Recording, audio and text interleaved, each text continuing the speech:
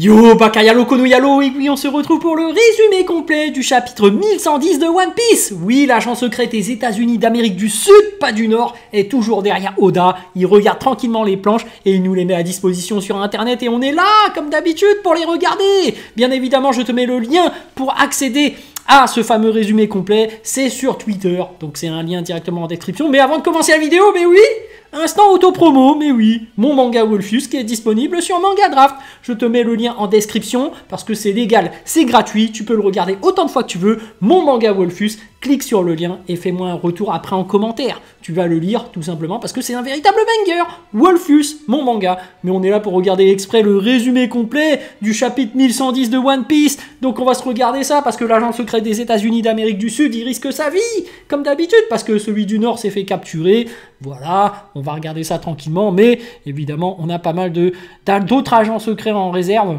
Donc même s'il se fait capturer, vous inquiétez pas, on aura toujours les résumés complets. Allez, on est des pirates, on n'est pas des pirates. On est des pirates. On est là, on regarde ça tranquille. Voilà. Donc là, on est dans l'illégalité. Voilà, mais si vous voulez être de la marine, bah vous regardez mon manga.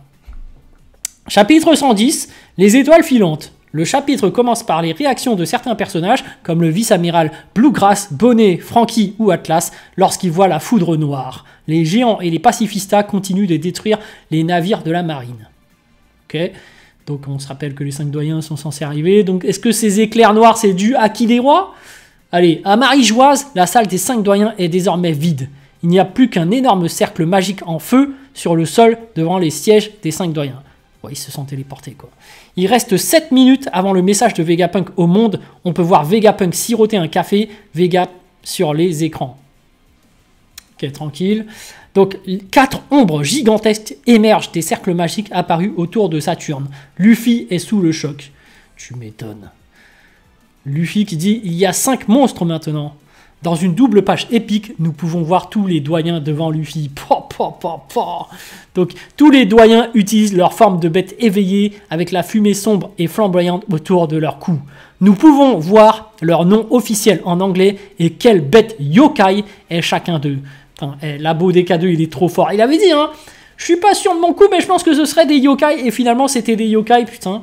Le mec est un oracle, hein, il faut rendre à César ce qui appartient à César. Labo DK2 est vraiment un oracle de One Piece. Mais bon, pas le nom du fruit, seulement le nom de leur forme yokai.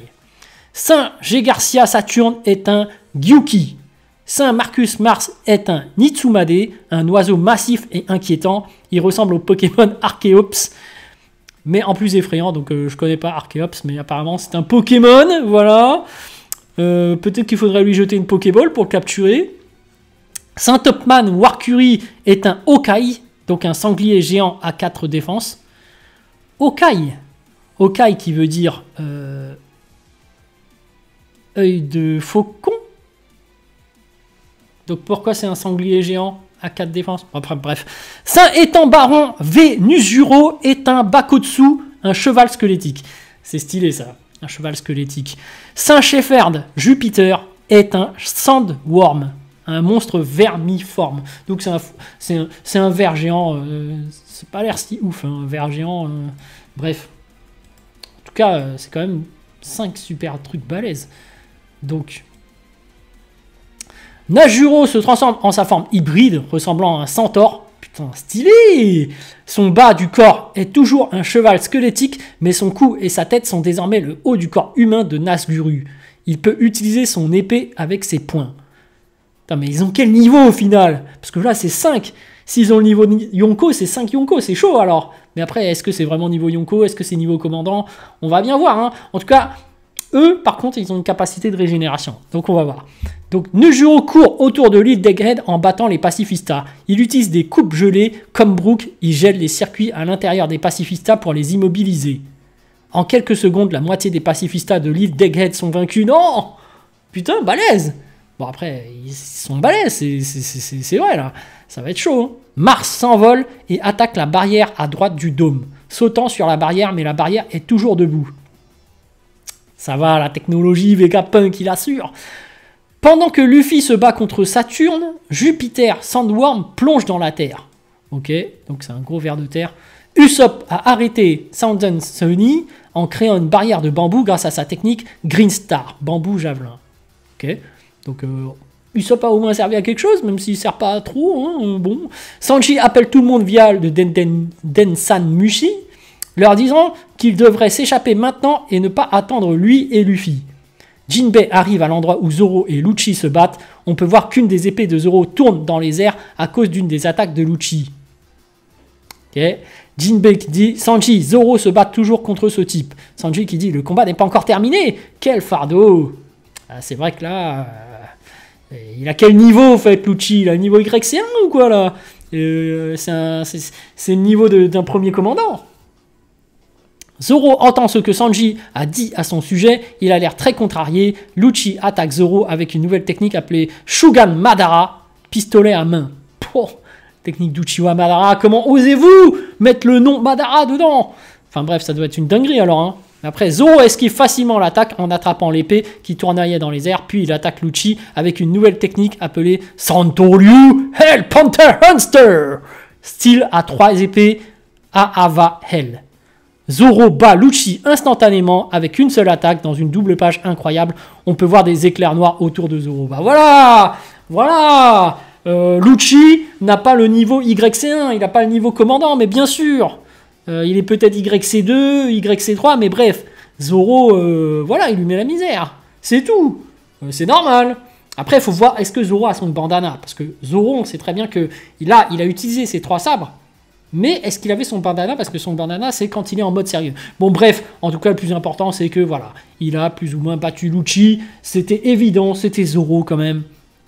C'est quand même le premier commandant d'un Yonko, le premier commandant de Luffy. Donc évidemment qu'il allait le battre quand même. C'est Zoro quoi. Retour à Luffy vs les 5 doyens. Jupiter émerge soudainement sous Luffy et Laval. Mais Dory et Brogy arrivent en même temps. Ok, donc Luffy en fait il s'était fait dévorer. Bon, après c'est l'Igir 5, il aurait pu s'en sortir. Je bouge toujours à l'intérieur. Enfin bref, Drogy et Brogy qui dit « Qu'est-ce qui se passe ici? Vous n'avez pas le droit d'être dans un endroit sombre. Taiyu Tonoko. » Dans la double page finale du chapitre, Dory et Brogy coupent la tête de Peter, Ju, avec une nouvelle attaque appelée Taiyu no Ko, Sun So. De cette façon, ils libèrent Luffy. Mais attends, mais Dory et Brogy, ils ont quel niveau de puissance? C'était censé être des randoms de merde. Au tout début de One Piece, ils étaient là. Comment ça, ils sont aussi puissants et ils arrivent à battre un ver géant? Bon allez, pourquoi pas? Pourquoi pas? Parce qu'ils sont géants. On va dire que c'est pas vraiment une véritable bataille de haki. Mais bon, après, on sait très bien que ils l'ont pas vaincu. Parce que à mon avis, Jupiter, il peut se régénérer. Hein, classique hein, de la part des 5 doyens. J'ai l'impression que c'est plus ça leur faculté spéciale. Et est-ce que c'est lié, comme je le disais, théorie, au fruit de l'eau qui rend immortel? Parce qu'il y a forcément un moment donné dans l'histoire où ils ont rendu quelqu'un immortel. Donc est-ce que ce ne serait pas les 5 doyens qui sont immortels? Donc comme je dis, il y a forcément un moyen, bah oui, puisque tu dois valider que ça te rend vraiment immortel. Enfin bref. Luffy qui dit « Je suis libre !» Eh, les géants Osan. Brogy qui fait « Ça fait longtemps qu'on ne s'est pas vu, chapeau de paille !» Chapeau de paille qui n'est autre que le One Piece, hein, je le répète.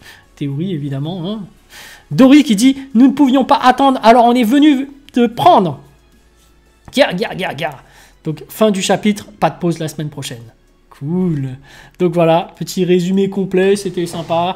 Bon, ça continue, hein, on voit les 5 doyens en action, mais on attend toujours de voir la suite. Et enfin, Lucci s'est fait battre par Zoro. Voilà, ce qui est mérité. Hein. On savait très bien que Zoro était plus puissant que Lucci de base. Mais bon, je trouve quand même qu'il a pris du temps. Il aura fallu un sursaut d'orgueil que Sanji lui fasse à Zoro, mais on connaît les deux, hein, ce sont des rivaux qui aiment tellement se chamailler qu'il y a besoin de ce petit gag entre les deux. On aime bien quand ils se chamaillent, ce sont des rivaux de toujours, et comme je le disais, bah, c'est le parallèle certainement entre Shanks et Mihawk. Hein. Certainement, Mihawk, ma théorie, c'était le second de Shanks, et forcément, une rivalité entre les deux, ça crée des complicités aussi, tout comme Sanji et Zoro, on voit le parallèle, vous voyez. Enfin bref. Allez, sur ce, je vous dis donc à plus dans le bus, ou plutôt à plus tard dans le car, ou plutôt à bientôt dans le bateau.